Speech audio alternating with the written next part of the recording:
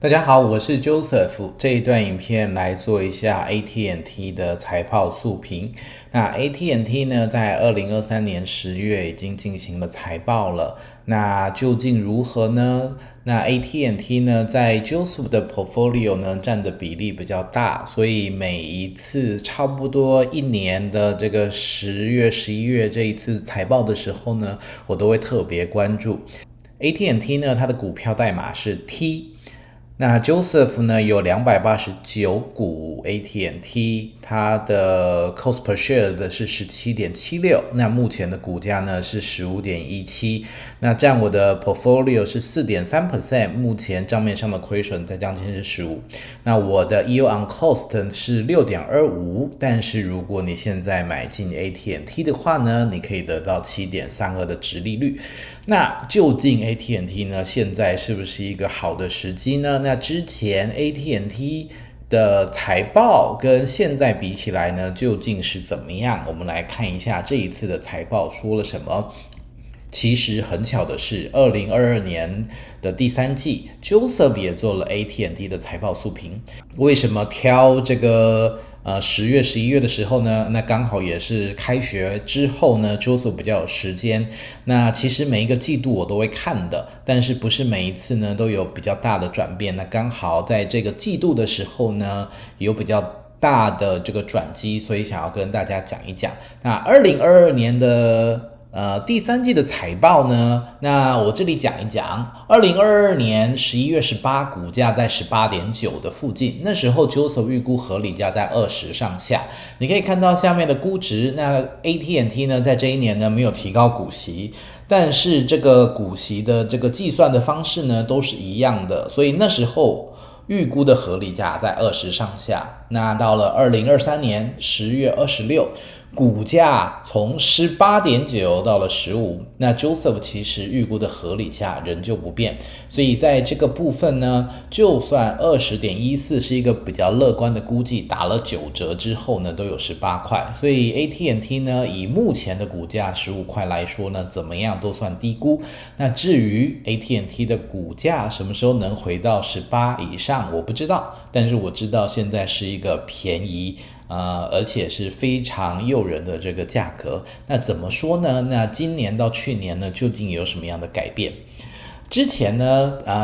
AT&T 股价跌，从上一季到现在呢，很多原因呢是因为它对于它的成长性，特别是对于它的现金流呢有点担忧，市场觉得 AT&T 呢没有产生足够的现金流。但是到第三季的财报呢，其实这个情况呢，我真的觉得上一个季度呢是过度担忧。你可以看到在2023年 Q3 的这个财报上面呢非常亮眼，跟这个 revenue 比起来呢，它上涨了 EPS， 它的这个 margin 里面呢也上涨了cash flow 呢也上涨了，所以整体来说呢，在一个非常好的这个成长上面。如果你记得 Joseph 以前对 AT&T 的这个分析的话，我会说 AT&T 呢，重要的不是看 phone 这个部分呢，它的成长动能呢来自于 fiber。那你可以看到它 5G 跟 Fiber 在 5G 跟这个光纤网络的这个部分呢，你都可以看到非常强劲的成长动能。你可以看到左下角 AT&T Fiber Subscriber 它从 6.9 跳到8 million， 所以这个部分呢过了一年之后呢，仍是非常强劲的这个成长。那在 Fiber 的 Revenue 呢也大幅的提高了 AT&T 的获利能力。在其他的部分呢 Mobile Service 啦Postpaid Phone Subscriber 啦，这个部分呢利润没有那么高，现在高的利润来自于 Fiber， 所以要看 AT&T 的成长呢，还是盯着 Fiber 5G 跟 Fiber 这个部分能够成长，那 AT&T 的这个成长就能继续下去。你可以看到AT&T Fiber Subscriber 呢，它成长，我记得前面看到了我的成长预估是 5%， 那 AT&T Fiber 的这一部分成长呢，给公司带来了不止 5% 的增长，所以我对于这部分呢，仍旧抱持着乐观。从宏观的经济来说呢，美国换屋购屋虽然在房贷利率这么高的情况下呢，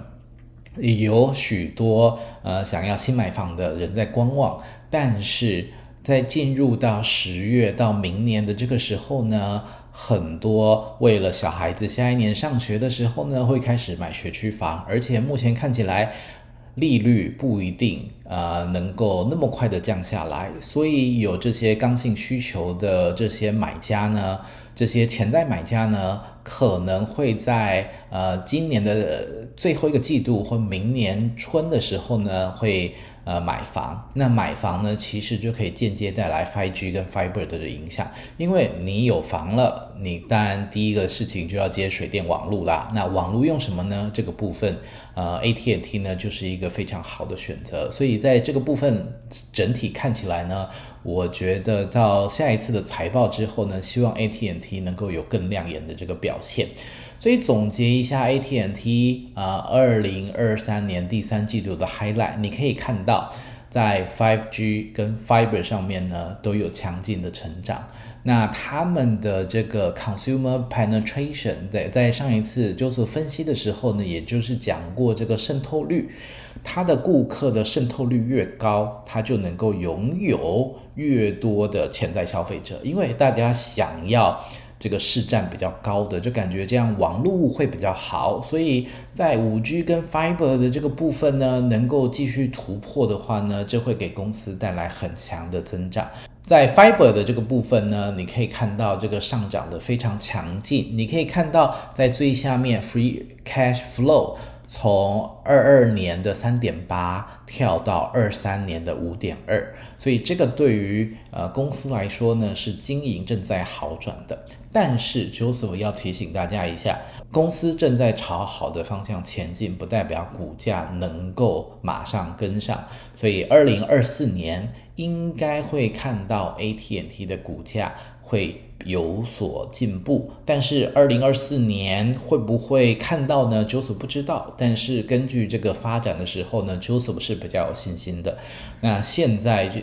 AT&T 的股价在15左右，我觉得是一个入场的好时机。那 Joseph 也会看自己的 portfolio 这个比例来继续增加 AT&T 的这个部分。那这是 Joseph 对于 AT&T 2023年第3度财报的简单评论。喜欢这样的影片吗？喜欢这样的影片的话，请按赞留言让 Joseph 知道哦。